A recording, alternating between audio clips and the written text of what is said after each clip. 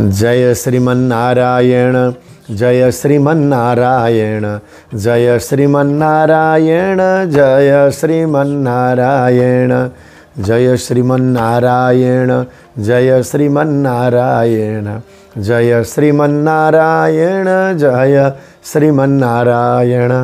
नारायण सबैमा राधे राधे। जय श्री कृष्ण। कार्तिक मासको शुक्ल पक्षको एकादशी आज हरिबोधिनी एकादशीको महात्म्य कथा पाठ अनि व्रत भक्तिका महिमाहरू लिएर हामी उपस्थित भइसकेका छौँ। दर्शकबिन्दहरू, सर्वप्रथम त हाम्रा देश तथा विदेशमा रहनुहुने हरि वैष्णव भक्त सज्जनहरू सम्पूर्ण परिवारहरूमा हरिबोधिनी एकादशी, तुलसी विवाह, भीष्मक पञ्चक व्रत प्रारम्भ भएको यो पावन क्षणको सबैमा हार्दिक हार्दिक मङ्गलमय शुभकामना। भगवान जागा हुँदै गर्दा तुलसीको विवाह भगवान विष्णुसँग गराउँदै गर्दा अनन्य भक्ति र समृद्धि सबै भगवत सज्जनहरूकोमा बढ्दै जाओस्, ज्ञान बढ्दै जाओस्, भक्ति प्रेम बढ्दै जाओस्। अब हामी एकादशीको तिथिमितिलाई प्रस्तुत गर्दै अनि महात्म्य कथामा प्रवेश गर्नेछौँ।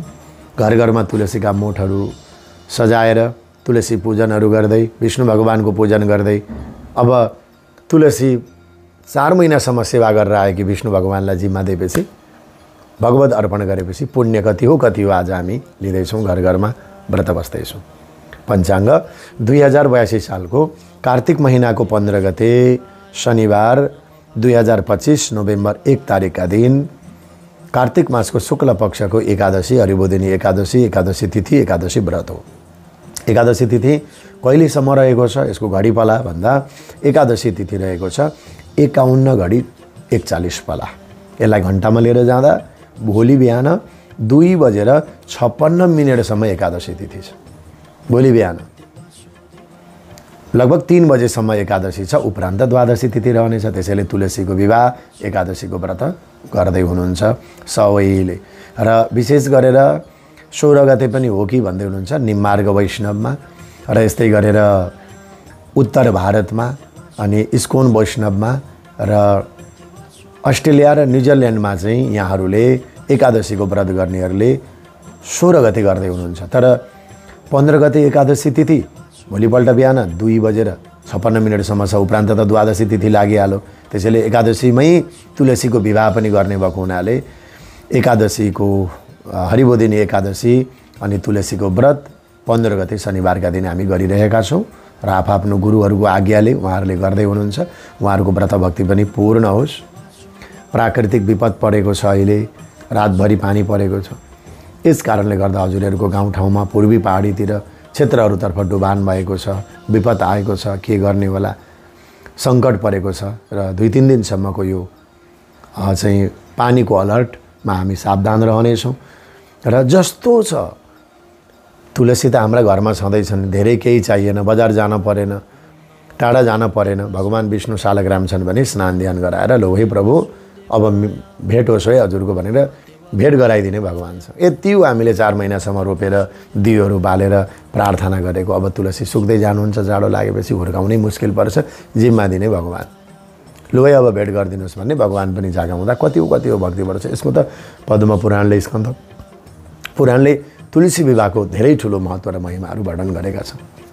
अब एकादशीको महात्म्य पहिले हामी पाठ सुनौँ र कथा चाहिँ संक्षिप्तमा सुनाउँछु यहाँहरूलाई अनि पाठ चाहिँ पूर्ण रूपमा हामी श्रवण गर्नेछौँ। संस्कृतको पाठ चाहिँ घर घरमा पूजाआजा गर्दै गर्नुभएको छ।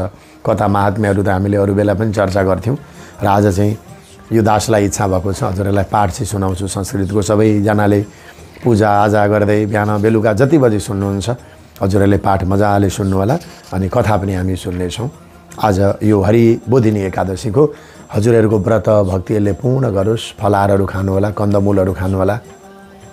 नसक्नेहरूले फापरका रोटी, गहुँका नसक्नेहरूले फापरका रोटी अनि मकैका च्याख्लाहरू जे छन् ती बनाएर हजुरहरूले बेलुकाको समयमा लिनु होला। बिहान दुध फलाहारहरू लिनुहोस्। बेलुकाको समयमा आफ्नो सकिन्छ भने दुध फलाहारमै एकादशीको व्रत गर्नुहोस्। सकिन्छ भने नुन नखानु, सकिँदैन भने सेधा नमकको प्रयोग गर्नुहोस्। भगवानको व्रत भक्ति गर्नुहोस्। यो एकादशीको धेरै ठुलो महत्त्व र महिमा छ, यो सबैलाई थाहा छ। र यहाँहरूको व्रत भक्ति बढाउने उद्देश्यले र केही अपूर्ण भयो भने पनि भगवानले पुरा गरिदिनुहोस् भन्ने भावले हो। त्यसैले विष्णु सहस्रनाम, गोपाल सहस्रनाम, गजेन्द्र मोक्ष स्तोत्र, धेरै महिमाहरू हामीले पाठ सुन्न सक्छौँ एकादशीका दिन। र आउनुहोस् सर्वप्रथम हरिबोधिनी एकादशीको अब संस्कृतमा रहेको महात्म्य हामी पाठ गर्नको लागि गइरहेका छौँ। कार्तिक शुक्ल हरिबोधिनी एकादशीको महात्म्य अलि लामो छ र पाठ मात्रै सर हजुरहरूले सुनिराख्ने अनि पछाडि कथा पनि सुन्नेछौँ। ब्रह्मोवाच प्रबोधिन्यास माहात्म्यं पापघ्नं पुण्यवर्धनं मुक्तिप्रदं सुबुद्धीनां शृणुष्व मुनिसत्तम तावत् गर्जन्ति विप्रेन्द्र गंगा भागीरथी चितौ यावन्नयाति पापघ्निं कार्तिके हरिबोधने तावत् गर्जन्ति तीर्थानि या समुद्रं सरांसि च एकनैवोपवासेन प्रबोधिन्यं लवेन्नर अश्वमेध सहस्राणि राजसूय सदानि च एकनैवोपवासेन प्रबोधिन्यं लवेन्नर। नारदवाच एकभुक्ते च किं पुण्यं नक्तभोजने उपवासेन किं पुण्यं तन्मे ब्रूहि पितामह। ब्रह्मोवाच एकभुक्तेन जन्मोत्थं नक्तेन द्विजनुर्भवं सप्तजन्मम् अभवं पापः उपवासेन नश्यते यद्दुर्लभं यदप्राप्तं त्रैलोक्यं न तु गोचरं यद्यप्रार्थितं पुत्रं ददाति हरिबोधिनी। मेरुमन्धरमात्राणि पापाग्नुग्राण्यानि तु एकनैवोपवासेन दहते पापहारिणी। पूर्वजन्म सहस्रेष्णु यद्दुष्कर्मम् उपार्जितं जागरेण प्रबोधिन्यं दहते तुलराशिवद् उपवासं प्रबोधिन्यं यकरोति स्वभावतः विधिवन्मुनिशार्दूल यथोक्तं लभते फलम्। यथोक्तं सुकृतं यस्तु विधिवत् कुरुते नरः स्वल्पं मुनिवरं श्रेष्ठ मेरुतुल्यं भवेत् च तद् विधिहीनं तुयः कुर्यात् सुकृतं मेरुमात्रकम् अण्णुमात्रं न चाप्नोति फलं धर्मस्य नारद। सन्ध्याहीने व्रतप्रश्ने नास्तिके वेदनिन्दके नैतेषां तिष्ठिते देहे धर्मशास्त्रविदूषके परदाररते मूर्खे कृतघ्ने बन्धके तथा धर्मो न तिष्ठते देहि एतेषामपि देहिनां ब्राह्मणे वापि शूद्रो वा सेवते परयोषितां ब्राह्मणीं च विशेषेण चाण्डालसदृशा भुवौ सभृत्रिकां च विद्धवां ब्राह्मणो ब्राह्मणीं यदि सेवते मुनिशार्दूल शान्वयो याति संशयं परदाराभिगमनं कुरुते यो द्विजद्धम सन्ततिर्न भवेत् तस्य फलं जन्मार्जितं नहि गुरुणा स विप्रश्न योऽहङ्कारेण वर्तते सुकृतं नश्यते शीघ्रं धनं नाप्नोति सन्ततिम् आचाराद् भ्रष्टदेहानं वृषलिगामिनीं तथा दुर्जनं सेवमानानां धर्मस्तेषां पराङ्मुखः पतिते सह संगं च तद्गृहे गमनं तथा ये कुर्वन्ति नृपश्रेष्ण ते गच्छन्ति यमालये धर्मो नष्टो नृणां येषां स्वागतां सनभोजनैः तेषां वै नश्यते वत्सः कीर्तिरायु प्रजा सुखं साधूनामपनानं तु ये कुर्वन्ति नराधम त्रिवर्गफलहीनांस्ते दह्यन्ते नरकाग्निना।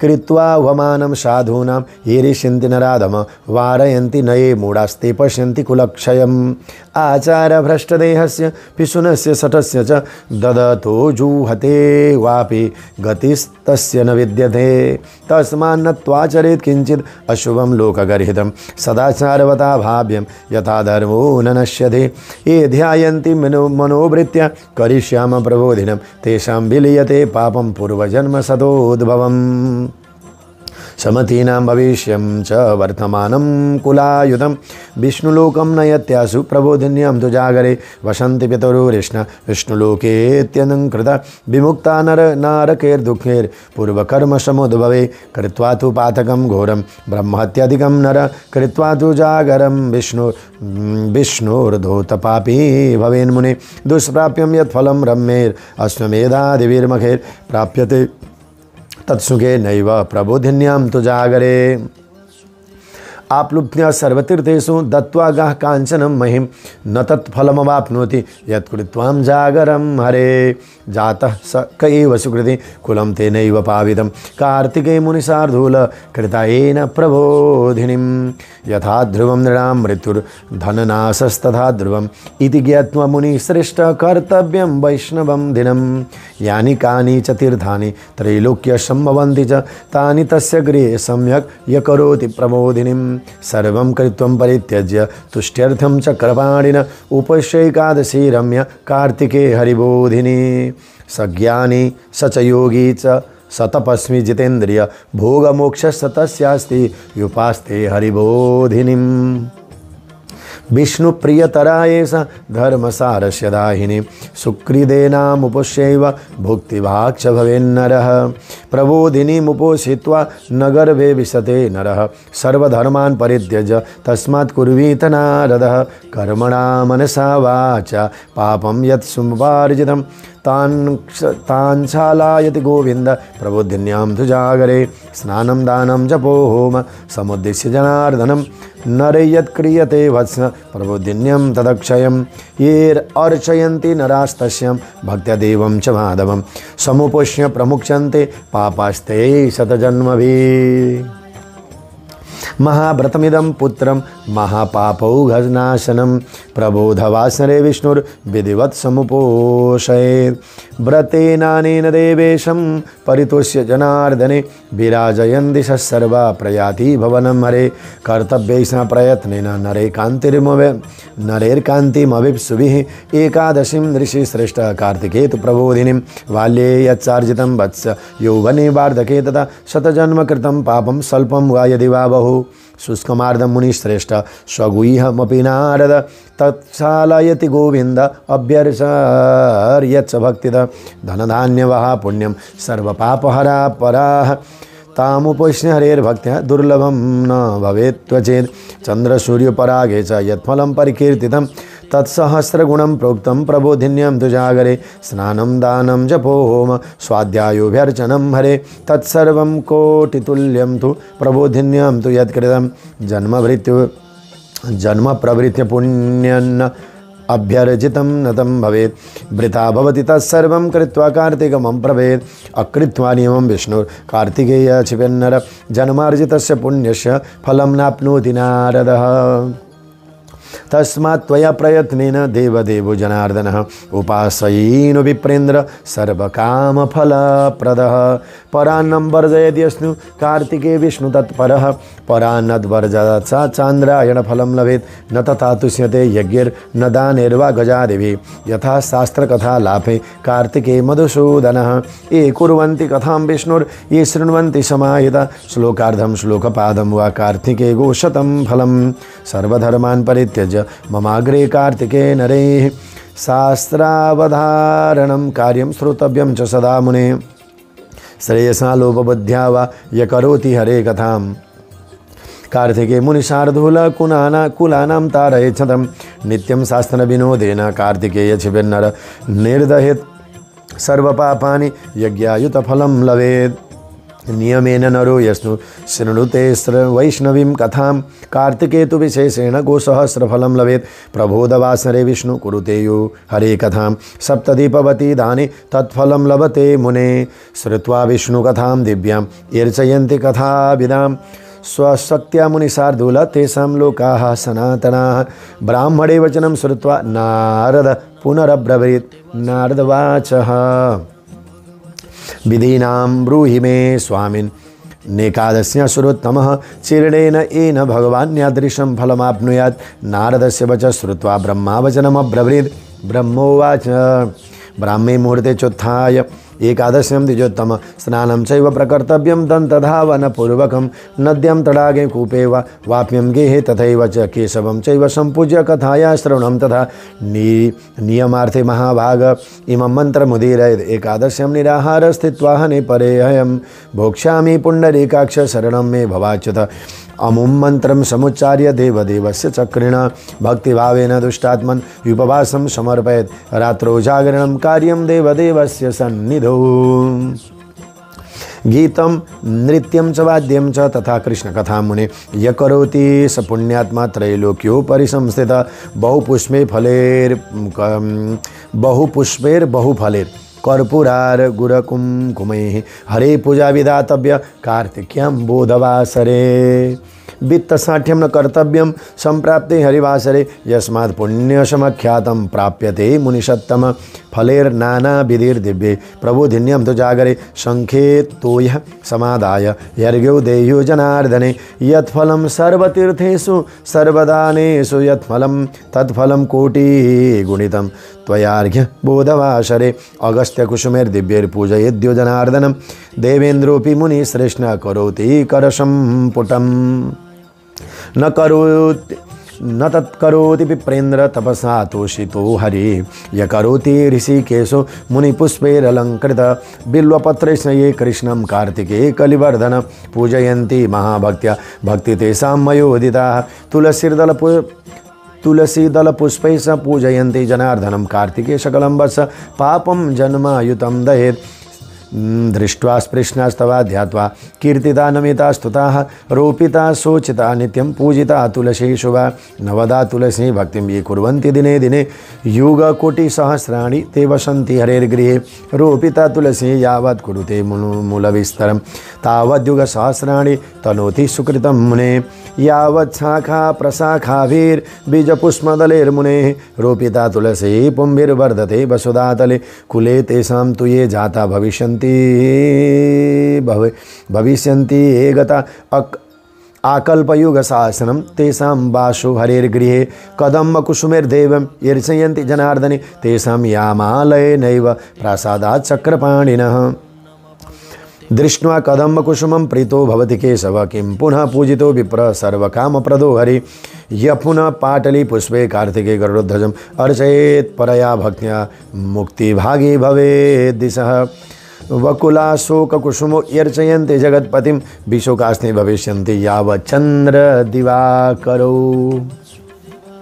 ये अर्चन्ति जगन्नाथं करवीरैसितासितैः चतुर्युगानि विप्रेन्द्र प्रीतो भवति केशव मञ्जरी सहकारस्य केशवोपरि ये नराः यर्चन्ति ते महाभाग गोकोठी फलभागिन दुर्वाङ्कुरान् हरेर्यस्तु पूजां काले प्रयच्छति पूजाफलं शतगुणं सम्यग् आप्नोति मानव समीपत्रैस्नु ये देवादेवं पूजयन्ते सुखप्रदं यममार्गो महाघोरो निस्तीर्णस्तैस्तु नारद वर्षकाले तु देवेशं कुसुमैः सम्पकुद्भवैः ये अर्चयन्ति न ते मर्त्या संसरेयुः पुनर्भवे कुम्भीपुष्पैः तु विप्रर्षे ये गच्छन्ति जनार्दने सुवर्णफलमात्रं ते लभन्ते वै फलं मुने सुवर्णकेतकी पुष्पं यो ददाति जनार्दने कोटिजन्मार्जितं पापं दहते गरुडध्वजम् कुङ्कुमारुणवर्णां सगन्धाढ्यं शतपत्निकां यो ददाति जगन्नाथे श्वेतदीपालये वसेत् एवं सम्पूज्य रात्रौ च केशवं मुक्तिभुक्तिदं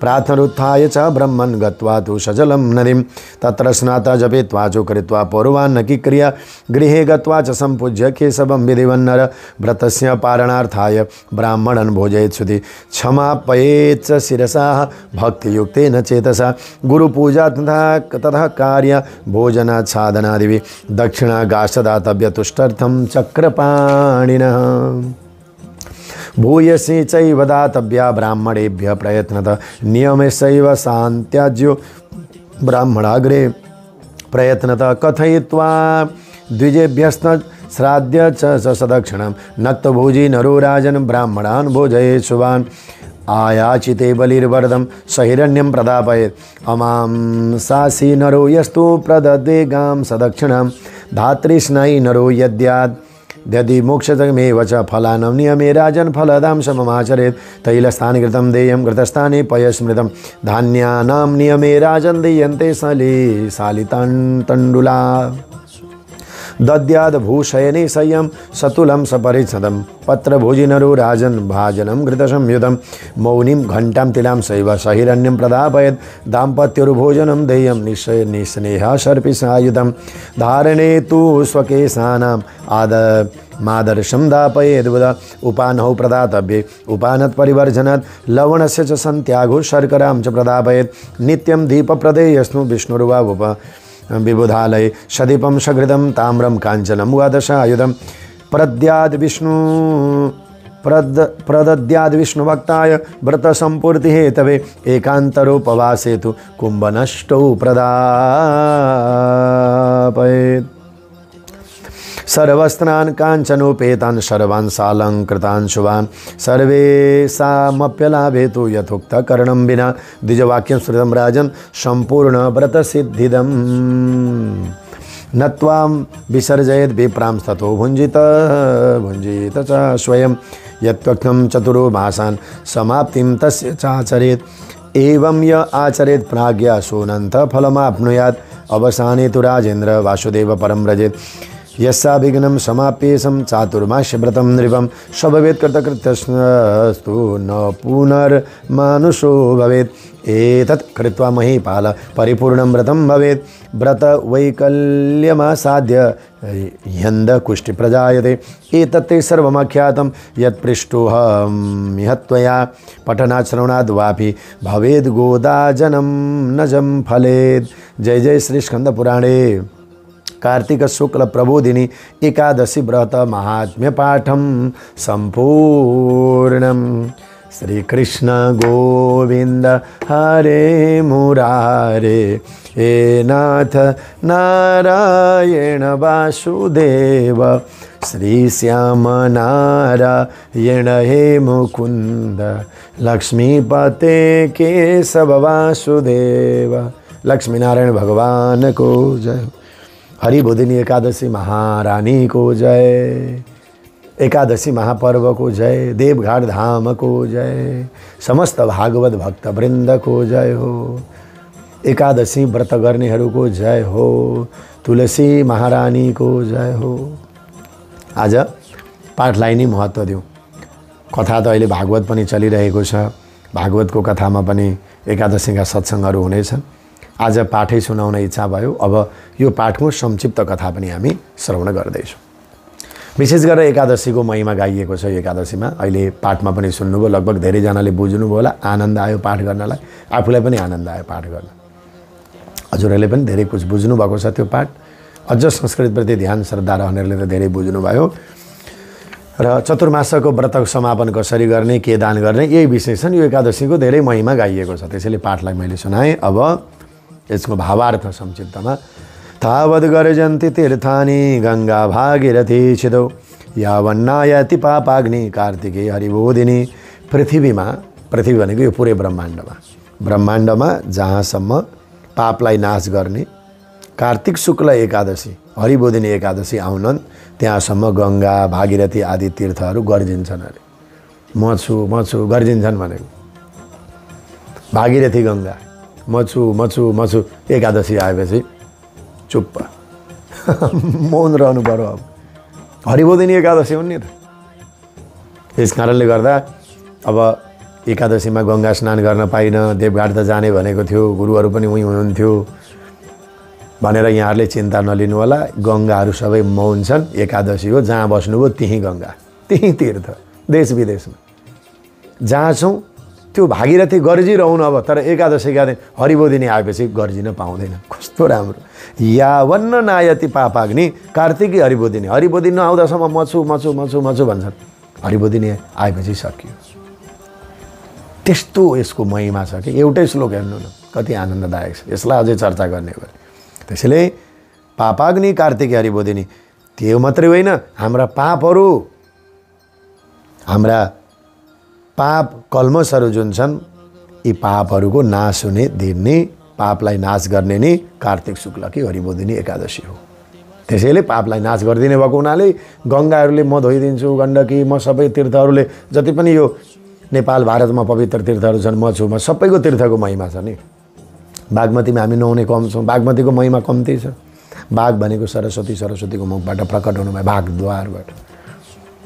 त्यस कारणले गर्दा नदीहरूको महिमा यो धरतीमा हरेकको छ। बागमतीको छ, विष्णुमतीको छ, गण्डकीको छ। तर एकादशी आउँदा एकादशीले नि पापहरण गर्दैछन्। गंगा जान पाइन, फलानु ठाउँ जान पाइन, यहाँ जान, तीर्थ जान पाइन भन्न परेन। यसैले नाश हुन्छ। यस कारणले गर्दा यसको महिमा छ। श्रीकृष्ण भगवान महाराज युधिष्ठिरलाई आज्ञा गर्नुहुन्छ, भन्नुहुन्छ कार्तिक महिनाको शुक्ल पक्षको एकादशीको नाम हो प्रबोधिनी। यस दिनबाट भगवान जागा हुनुहुन्छ। प्रबोधिनी शब्द छ। बोधिनी ज्ञान, क्या बोध शब्द छ। जान्नु पर्यो। सुप्तमा अवस्थामा रहेका हरिलाई पनि हामीले जगाउनु पर्यो कि भगवानलाई हामीले जगाउने हो। अब यस कारणले गर्दा भगवान जागा हुनुहुन्छ। यसकारण यसको नाम नि देवोत्थान हो, देवताहरूको उत्थान, विष्णु चतुर्मास समापन हो। यस एकादशी व्रत गरेमा सम्पूर्ण पापहरूको नाश हुन्छ। भगवान कृष्ण भन्नुहुन्छ प्रबोधिनी एकादशीको उपवास गर्नाले, व्रत गर्नाले 1000वटा अश्वमेध यज्ञ गरेका, 100वटा राजसु यज्ञ गरेका गर्नु है। 1000वटा अश्वमेध यज्ञ गरेका, यो त कलियुगमा सम्भव छैन। 100वटा राजसु यज्ञ गरेका, युधिष्ठिरले गर्नुभयो राजसु यज्ञ। त्यस पछाडि कहाँ भयो? द्वापर युग पछाडि राजसु यज्ञ त हुनै सक्दैन। कहाँ पुर्याउन सकिन्छ ब्राह्मणहरू, यज्ञ पात्रहरू? त राजसु यज्ञ 100वटा गरेको फल भक्तिपूर्वक एकादशीको व्रत गर्यो भने करकापले पनि होइन क्या, आओस् न भित्रबाट वर्षमा एकचोटि दुईचोटि त श्रद्धा, त्यो भक्तिपूर्वक हरिबोधिनीको एकादशीको व्रत गरेको छ भने त्यो उसले पाउँछ। हरिबोधिनी एकादशीको ऐश्वर्य, सम्पत्ति, उत्तम बुद्धि, राज्य तथा सुख पनि प्रदान गरिदिन्छ यो हरिबोधिनी एकादशीकोले। उता अश्वमेध यज्ञको फल, राजसु यज्ञको फल मात्रै त यो त कहिले हो कहिले पाउने भनेर चिन्ता हुन सक्छ हजुरहरूलाई। अहिले त तुरुन्त फाइदा चाहिएको छ। फेरि यहाँ भगवान कृष्णले भन्नुभयो युधिष्ठिर चिन्ता गर्न पर्दैन, यो एकादशीले हरिबोधिनी एकादशीको श्रद्धा भक्तिभावले एकादशीको विवाह गरेर तुलसीको व्रत के अरे एकादशीको व्रत गरेर तुलसीको विवाह गराइदियो भने उसले ऐश्वर्य प्राप्त गर्दछ, सम्पत्ति पनि प्राप्त गर्दछ, उत्तम बुद्धि पनि प्राप्त गर्दछ। यो बुद्धि पनि उत्तम हुन्छ कि कहिलेकाहीँ त सम्पत्ति भएर पनि यो खराब हुन्छ नि त यहाँ त भगवानले भन्नुभयो ऐश्वर्य पनि पायो, सम्पत्ति पनि पायो, उत्तम बुद्धि पनि पायो। केही राज्य, केही जग्गा जमिन छ, मेहनत गरिरहेको छ, भगवानसँग प्रार्थना गर्यो त्यो पनि बढ्छ, सुख पनि प्रदान हुन्छ। अन्तिममा त हामीलाई चाहिएको सुख हो नि हजुर, हामी सबैलाई हैन, सुख हो, त्यो सुख पनि प्राप्त हुन्छ जन्म जन्मको। त्यस कारणले गर्दा कार्तिक महिनामा भगवान जनार्दनलाई तुलसी पत्र, फूल अनि विशेष गरेर भगवानलाई जल पञ्चामृत अर्पण गरेर भगवानको सेवा प्रारम्भ गर्नुपर्दछ। भगवानलाई नित्य पूजा, नमस्कार, वन्दन सबै कर्महरू गरेर हे प्रभु हाम्रा पापहरूलाई, कल्मसहरूलाई समाप्त गरिदिनुहोस् भनेर भगवानसँग प्रार्थना गर्नुपर्दछ। एक भुक्तिन जन्मोत्थम नक्तिन द्विजनुर्भवम, अर्थात् एक पटक भोजन गर्नाले एक जन्मको, रात्रिमा भोजन गर्नाले 2 जन्मको, उपवास सहित निराहार बस्नाले 7 जन्मको पाप नाश हुन्छ। यो एकादशी त कस्तो रहेछ भने नि सक्दै सक्दिनँ भने आधा दिन जति गरेपछि लु मैले त सकिनँ एउटा राजाको कथा आउँछ, ज्वाइँको कथा त एकादशीमै त्यस्तै के सक्दै सकिनँ भनेर एकचोटि खाएर पनि क्या, खाना त हुँदैन एकादशीका दिन, कसैले परिस्थिति हुँदै भएन, मान्दैन, अब करकाप पनि किन गर्ने भनेर एकादशी भनेर पाठ पूजा गर्यो, भक्तिभाव गर्यो, एक पटकको भोजन गर्नाले पनि 1 जोनी गरे। 2 टाइम त खान्छौँ हामी, त्यो 2 टाइममा पनि एकचोटि चाहिँ छोडिदियोस् अरे त्यो एकचोटि छोड्नाले पनि 1 जन्मको पाप नाश हुन्छ। रात्रिमा मात्रै भोजन गर्नाले 2 जन्मको। दिनभरि चाहिँ म खान्न, अब राति चाहिँ म खान्छु भनेर खायो भने पनि राति मात्रै, दिनभरि व्रत बसेको पनि कति पुण्य रहेछ हेर्नु न, किन नबस्ने। राति मात्रै खायो भने एकादशीको भएर चिन्तन परि गर्यो भने 2 जन्मको पाप नाश हुन्छ उसका। अनि सप्तजन्म भवम पापम उपवासे न नश्यति, यहाँ भन्नुहुन्छ जसले साँच्चै उपसमीपै वास, भगवानको नजिक भएर पनि, एकादशीको अर्थ यहाँ चाहिँ केही खाएको छैन, न भगवानको नजिक गएको छ, न सत्सङ्गको नजिक गएको छ, न तुलसी विवाह गर्यो, न तुलसीको अगाडि हात जोडो गएर केही गरेको छैन, केही गरेन उसले भने त्यो एकादशी सार्थक हुँदैन। त्यसैले उपवास बस्नाले भनिदिनु भयो क्या, व्रत बस्नाले मात्रै भन्नु भएन।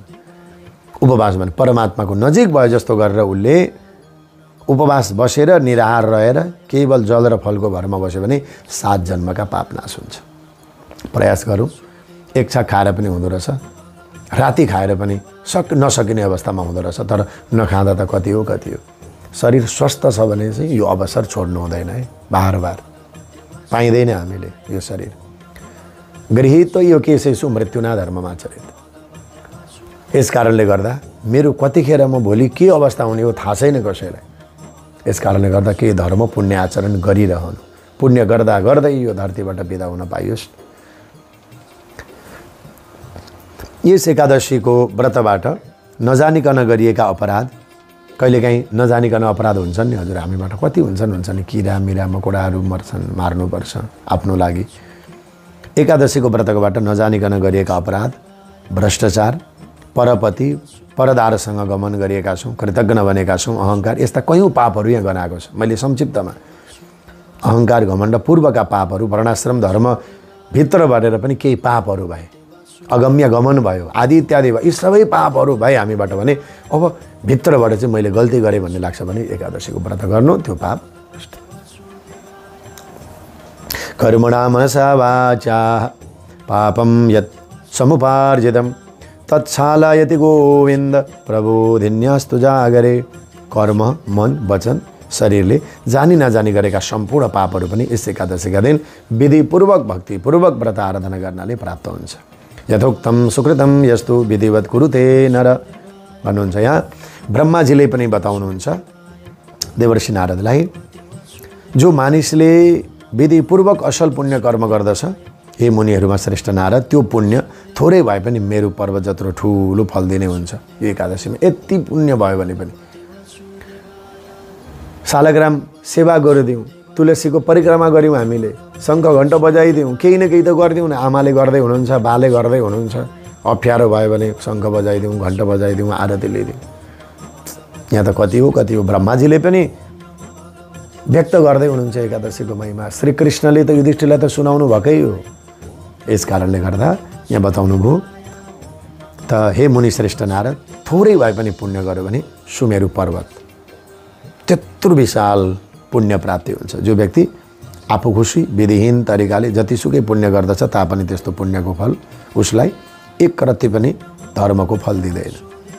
त्यसैले थोरै भए पनि श्रद्धाले कसैमा सहभागी भइदिने कि मनमार्जी नगर्ने। देख्दैछौँ हाम्रा घरमा हुँदैछ तुलसी एकादशी व्रत हो, सबै थाहा छ भने थोरै त श्रद्धा हामी त्यहाँ पुर्याइदिउँ न यस्तो पावन दिनमा। त यस कारणले गर्दा यो एकादशीको व्रत भक्तिको महिमाहरू यहाँ वर्णन गर्दै हुनुहुन्छ। र सम्पूर्ण दर्शकबिन्दहरू अगाडि भन्नुहुन्छ, कार्तिक मासको शुक्ल पक्षको एकादशी वा पूर्णिमाका दिनमा, शुभ दिनमा तुलसी र कृष्णको हरेक वर्ष विवाह हुन्छ। त्यसैले हामी गृहस्थीहरूले एकादशीका दिन र पूर्णिमाका दिन अथवा यस बीच दिनहरू साह्रै पवित्र हुन्। तुलसीको हवन गर्न, तुलसीको विवाह गर्न एकादशी र पूर्णिमाको त विशेष हो। हामी पनि धर्मदर्शन आश्रममा पूर्णिमाका दिन विशेष तुलसी विवाह समारोहको कार्यक्रम समापन गर्दैछौँ। त यो कुरा पनि छन् र हजुरहरूले पनि एकादशीमा भ्याउनेहरूले एकादशीमा, पूर्णिमामा भ्याउनेहरूले पूर्णिमामा, बीचमा पनि गुरुहरूलाई ल्याउनु भयो, द्वादशी हवनहरू गर्नुभयो अन्नको, त्रयोदशी पनि त्यो दिन पनि धुमधामसँगले विवाह गरिदिने भगवान्लाई शालग्रामसँग। त्यतिखेरै हो यो अवसर बीचमा।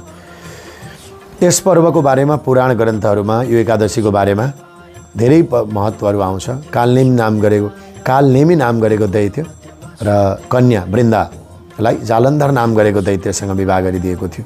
जालन्धर महादेवको पसिनाबाट उत्पन्न भएको हो। जति बेला देव दानवहरू दुवै मिलेर समुद्र मन्थन गरिरहेका थिए त्यति बेला इन्द्रले महादेवको कुनै कुरामा अपमान गरेका थिए। त्यस अपमानबाट महादेवको शरीरबाट जुन पसिना आयो त्यो समुद्रमा खस्यो, त्यसबाट जालन्धर नाम गरेको दैत्यको उत्पत्ति भयो। जब जालन्धर ठुलो भयो तब उसले सागरबाट उत्पत्ति भएको कारणले गर्दा जलाशयहरूका धनी हुने उसले घोषणा गर्यो र महासागरबाट उत्पन्न भएका 14 रत्नहरू इन्द्रसँग माग्यो। ती रत्नहरू सागरबाट पैदा भएका थिए। के हुन् 14वटा रत्नहरू? आज पवित्र दिनमा नाम सुनौँ। लक्ष्मी, कौस्तुभमणि, पारिजात, सुरा मदिरा, धन्वन्तरी, चन्द्रमा, अमृत, कामधेनु गाई, ऐरावत हात्ती, रम्भा अप्सरा, कालकुट विष, उच्चैश्रवा घोडा, सुदर्शन चक्र, शङ्ख, यी 14 रत्नहरू समुद्र मन्थनबाट निस्के। यत्तिकैमा जालन्धरले इन्द्रलोकमा आक्रमण गर्ने योजना बनाए र यसका लागि एउटा धेरै गाह्रो तप गर्न सुरु गर्यो।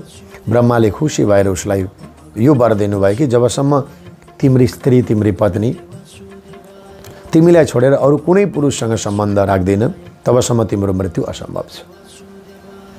अब जालन्धरलाई आफ्नो सफलतामा पूर्ण विश्वास भयो र उसले इन्द्रलोकमा आक्रमण गरिदियो। अमरावतीमा स्वर्गपुरीमा उसले आक्रमण गरिदियो र देवताहरूलाई जितेर हराइदियो पत्नीको पतिव्रताले गर्दा। र विष्णु भगवानलाई लडाइँबाट भाग्नुभयो, त्यहाँ देवताहरूलाई सघाउन आउनुभएको थियो, भागदौड भयो, विष्णु भगवान भागेर वैकुण्ठमा जानुभयो। भगवानको लीला हो यो, भगवानले एउटा लीला गर्दै हुनुहुन्छ। त्यहाँ लक्ष्मीलाई सबै सुनाउनु भयो। लक्ष्मीसँग सोधियो कि त्यस दैत्यलाई मार्ने उपाय के हो भन्दा भगवानलाई थाहा थियो, र पनि एउटै नारीको अब पतिव्रतालाई डगमगाउने कुराहरू छन्, यस कारणले गर्दा लक्ष्मीलाई सोध्नु भयो। सज्जनवृन्दहरू, त्यो दैत्यलाई मार्ने उपाय के हो भन्दा ब्रह्माको वरदान, सबै कुरा लक्ष्मी माताले भन्नुभयो। जबसम्म वृन्दा पवित्र छिन्, सती छिन्, तबसम्म दैत्य जालन्धरको मृत्यु असम्भव छ। तब देवताहरूले वृन्दाको सतीत्वलाई डगमगाउने कुरो गर्नु पर्यो। अब वृन्दाको सतीत्वलाई नष्ट गर्ने उपायहरू सोच्न थाले। विष्णुले शिवलाई पठाउनु भयो र वृन्दाको सतीत्व जसरी भए पनि नष्ट गरेर आऊ, तर महादेवजी सफल हुनु भएन। फेरि भगवान विष्णु आफै वृन्दा कहाँ जानुभयो सतीत्व नाश गरेर। अब कथा त धेरै लामो छन् र जालन्धरको टाउको इन्द्रले काटिदिए र वृन्दाको आँगनमा आएर खस्यो। वृन्दालाई जब यो कुरो थाहा भयो तब उनलाई रिस उठ्यो र उनले विष्णुलाई श्राप दिइन्, जाऊ तिमी कालो ढुङ्गा, कालो पत्थर, कालो सालाग्राम बन्नु। कालो पत्थर बन्नु भनेपछि भगवान यिनै गण्डकीका गर्भमा कालो पत्थर, कालो सालाग्राम भएर आउनुभयो। किन भन्दा सती नारीको वृन्दाको श्राप थियो। त्यस बेलादेखि विष्णु शालिग्राम र वृन्दा तुलसी भए। उनी आफैले पनि देह त्याग गरे पछाडि शरीर तुलसीको रूपमा आफूलाई प्रभावित गरिदिन्। भगवानले आशीर्वाद दिनुभयो, तिमीले यथार्थमा तपस्या गरेकी मेरै लागि थियो, तिम्रो यथार्थमा, यस कारणले गर्दा तिमी जब तुलसी भएर जन्मेछौ तिम्रो र मेरो मिलन हुनेछ, भेट हुनेछ। त्यस बेलादेखि विष्णु शालिग्राम वृन्दा तुलसीको विवाह विष्णु भगवानलाई मान्नेले हरेक वर्ष तुलसी र वृन्दाको विवाह कृष्णसँग गरिदिनुपर्छ, विष्णुसँग गरिदिनुपर्छ। किनभने वृन्दाको असल पति त विष्णु नै हो। वृन्दा मात्रै होइन, भक्तिको पति त भगवान नै हो नि त। भक्ति हामी गर्नेहरूको असल पति भगवान नै हो है। यो कथाको सार यसरी पनि हामीले लिनुपर्ने हुन्छ। हामी जो भक्ति गर्छौँ, भगवानभन्दा ठुलो पति हाम्रो लागि को छ र रक्षा गर्ने भन्नु त? कोही त छैन। 5 पाण्डव हुँदाहुँदै द्रौपदीको इज्जत कौरवहरूले लुट्न लागे, जुवामा हारेका थिए। अब नक्कली पतिहरूले मेरो रक्षा गर्दैनन्, बेइज्जत हुने हो भनेर जगतपति कृष्णको याद गरिन्। कृष्णले आएर साडी बढाइदिनु भयो, वरिपरिबाट साडी दिनुभयो। कौरवहरू तान्दा पसिना भएका होइन, कथा सुनेका छौँ त हामी। त्यतिखेर त्यो द्रौपदीलाई कसले बचायो? जगतपतिले होइन, कृष्णले होइन। यस कारणले गर्दा यो कथाबाट, यो त संक्षिप्तमा हामीले सुनाएका हौँ, यो कथाबाट गलत अर्थ नलगाउने। अरे एउटा विष्णुले चाहिँ एउटा वृन्दाको कसरी सतीत्व हरण गरे एउटा नारीको भनेर भन्दा उसको पतिलाई हेरौँ न हामीले। धर्मको आड लिएर देवताहरूलाई दुःख दिने, धर्मको नाश गर्ने गरेको थियो। यस कारणले गर्दा भगवानको त पूर्ण ब्रह्माण्ड हो र वृन्दा पनि यथार्थमा कृष्णकै हुन्, विष्णुकै हुन्। तपस्या त विष्णुकै लागि गरेकै थिइन्, जालन्धर पति भए पनि। त यस कारणले गर्दा यस व्रतमा हामीले एउटै कुरो मनन गर्नुपर्छ। त्यही भएर सालग्राम र तुलसीको किन विवाह गरिदिने त भन्दा, सालग्राम हुने त किन विवाह गरिदिने त भन्दा भगवान यहाँ पत्थर बनेर आउनुभएको छ, तुलसी उनी बनेर आएकी छिन्। हामीले रोप्यौँ तुलसीलाई होइन, तुलसीलाई रोपिसके पछाडि के अरे आषाढ शुक्ल पक्षको एकादशीमा रोपिसकेपछि अब जिमा त दिनु पर्यो नि त, भेट त गराइदिनु पर्यो नि त। त्यसैले शङ्ख, शालिग्राम, तुलसी धेरै दुर्लभ है हामी गृहस्थीहरूको घरमा। कुनै दिन सम्भव भयो, घर व्यवहार भयो, राम्रो भयो, श्रद्धा भयो भने यी चिजहरू राख्नु राम्रो हुन्छ। भगवान नै हो विष्णु, शालिग्राम, यही सबै चिज। बहुत सुन्दर कथा छ। त्यसैले उहाँको भेट गराइदिनुपर्छ हामीले रोपेपछि। त्यसैलाई नै विवाह भनिन्छ। विवाह भनेर धुमधाम गर्नुपर्ने होला, अप्ठ्यारो यो छैन नि त। यो त भक्ति समर्पण गरेको कि वृन्दारूपी भक्ति परमात्मासँग मिलाइदिएको। हामीले पनि त यत्रो भक्ति त गरेका हुने, हामी त परमात्मासँग मिल्नु छ नि त। यो त जागृत हुनुपर्छ। जसले यस विष्णुको कथा सुन्दछ त्यसलाई 7 वटा दीप दान गरेको फल प्राप्त हुन्छ। आमा कति धेरै, 7 वटा दीप दान गरेको फल प्राप्त हुन्छ। जसले कथावाचकको पूजा गर्दछ, सम्मान गर्दछ, उसलाई उत्तम लोक प्राप्त हुन्छ। के दिनु पर्यो हजुरले? नमस्कार, साधुवाद, सुन्दर कमेन्ट गर्नेले गर्नुभएको छ। महात्म्य सुन्नेहरूले गुरुहरूले कथा सुनाइदिनु भएको छ, हामीले कथा सुन्न पाएका छौँ। यो पनि त सम्मान हो नि, यो पनि आदर हो, यो सबैभन्दा ठुलो आदर। कार्तिक महिनामा जसले तुलसीद्वारा भगवानको पूजा गर्दछ भने 1000 युगसम्म वैकुण्ठमा बस्न पाउँछ। अब जति पनि छन् तुलसीहरू हामीले चढाउँदै जाने पत्रहरू टिपेर कार्तिक महिनामा। अब 5 दिन त रह्यो। जसले आफ्नो आँगनमा तुलसी लगाउँदछ भने उसको वंशमा सधैँभरि राम्रो हुन्छ, निसन्तान कोही पनि हुँदैनन्। भगवत कृपा कुनै बाधा अडचन छन् भने पनि तुलसी महारानीको प्रार्थना भक्तिले निसन्तान हुँदैन। जसले तुलसीको जरामा जल चढाउँदछ भने उसको वंश सदैव फली रहन्छन्, हराभरा हुन्छन्। जसको घरमा तुलसी छ त्यहाँ सबै देवताहरू निवास गर्दछन्। जसको घरमा तुलसीको मोड छ यमराजका दूतहरू स्वप्नमा पनि घुम्न आउँदैनन्। जो व्यक्ति तुलसीको वृक्षको नजिक श्रद्धाले बत्ती बाल्दछ उनीहरूको हृदय दिव्य चक्षु प्रकाश बढ्दै बढ्दै बढ्दै बढ्दै जान्छ। जसले शालिग्रामको र तुलसीको चरणोदक मिलाएर पिउँदछ भने उसको अकाल मृत्यु हुँदैन, ठुला ठुला घटना अकालबाट रक्षा हुन्छ उसको, र पुनर्जन्म पनि हुँदैन। दुईटै कुरा छ। शरीर त एक दिन नासमान छ, कच्चा शरीर जान सक्छ। अहिले केही भर छ, कसको भर छ, कतिखेर हो हेर्नु न। बाढी पहिरो गाडी घोडा सब देखिरहेको छौँ त, बिजुली चट्याङ फट्याङ यी कहाँ को छ। पुनर्जन्म नविद्यते, फेरि जन्म हुँदैन। तसर्थ यस्तो पतित पावनी तुलसी शालग्रामको सेवा भक्ति गर्ने। श्री वृन्दाय नमः, तुलसी दामोदराभ्याम नमः, ओम नमो भगवते वासुदेवाय। आज जति पनि कर्म भक्तिहरू गर्दै हुनुहुन्छ, के स्तोत्र मन्त्रहरू याद छन् भने गाउने। बुद्धिमान मनुष्यले कार्तिक महिनाभरि नदीमा जसले स्नान गर्यो, कार्तिक महिनामा बत्ती बाल्यो भने त्यसको पुण्य अधिक धेरै छ। हाम्रा घर वरिपरि काहीँ नदीहरू छन् भने बेलुका गएर बत्ती बाल्दिने, थोरै यसो 2-4 मिनटमा पुगिन्छ भने घरबाट बाती भिजाउने बाल्दिने आउने। पवित्र नदीहरू छन् भने, देव नदीहरू छन् भने, नभए घरैमा भगवानको अगाडि बत्ती बाल्दिने। अब यस एकादशीदेखि चतुर्मासभरि नियमपूर्वक व्रत बसेको भए, अनेक व्रत बसेका भए, तिनै चिजहरू दान गरेर अथवा ब्राह्मण भोजन गराएर, के दान दक्षिणा दातव्यहरू फलफुल अन्नहरू हामीले दिएर चतुर्मासको व्रत, एकादशीको र कार्तिक महात्म्यको व्रत भक्तिहरू पुरा गरिदिन सक्छौँ। हामीले छुट्टै भिडियो पनि राखिसकेका छौँ चतुर्मासको व्रत कसरी सम्पन्न गर्ने भनेर। चतुर्मासको व्रत लिनुभएको छ भने हजुरहरूले त्यो हेर्न सक्नुहुनेछ। र यस एकादशीका दिनदेखि पूर्णिमासम्म 5वटा बत्ती, कतिवटा 5वटा बत्ती तुलसीको मोठमा बेलुका साँझमा बाल्दिनुहोस्। यसले धेरै राम्रो गर्छ, परिवारको उन्नति प्रगति गराउँछ। चतुर्मासदेखि कहिले छुटो टुट्यो भने पनि सबै पुरा गर्छ। 5वटा वरिपरि। देश विदेशमा हुनेहरूले 5वटा बत्ती बाल्न पाइँदैन, एउटा बालेर मैले 5वटा बत्ती बालेको छु यस्तो भक्तिभाव प्रकट गर्नुहोस्, वरिपरि दर्शन गर्नुहोस्। सम्भव छ तिलको तेलमा, घिउमा, सनफ्लावरमा 5वटा बत्तीहरू साँझमा बाल्दिनु। र बिहान भीष्म पितामहको लागि अर्घ्य पनि दिनु होला, सन्तानहरूको राम्रो होस् भनेर। भीष्म पितामहलाई उहाँले धर्म अर्थ काम मोक्षको धेरै ठुलो उपदेश दिनुभएको थियो। भीष्मलाई म तर्पण दिन्छु, अर्घ्य दिन्छु, जल दिन्छु भनेर 1 लोटा जल 5 दिनसम्म, 19 गतेसम्म, यो 2082 सालमा। र यहाँहरूले जल दिनु होला। भीष्म पितामहको पनि आशीर्वाद मिल्नेछ, उनको पनि कृपा हुनेछ हाम्रा सन्तान सन्ततिहरूमा।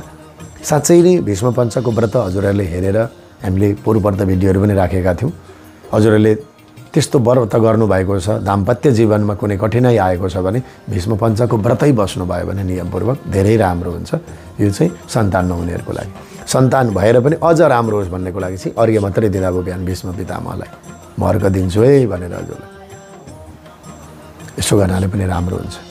सम्पूर्ण दर्शकबिन्दहरू हरिबोधिनी एकादशीको महात्म्य छोटो भन्छु भन्दा भन्दै पनि पाठ सुनायौँ, केही संक्षिप्त कथा त सुनाउनै पर्यो, यहाँहरूलाई सुनायौँ। सबैलाई धेरै धेरै धन्यवाद। व्रत भक्ति पुरा जति छ त्यो नै पुरा हो।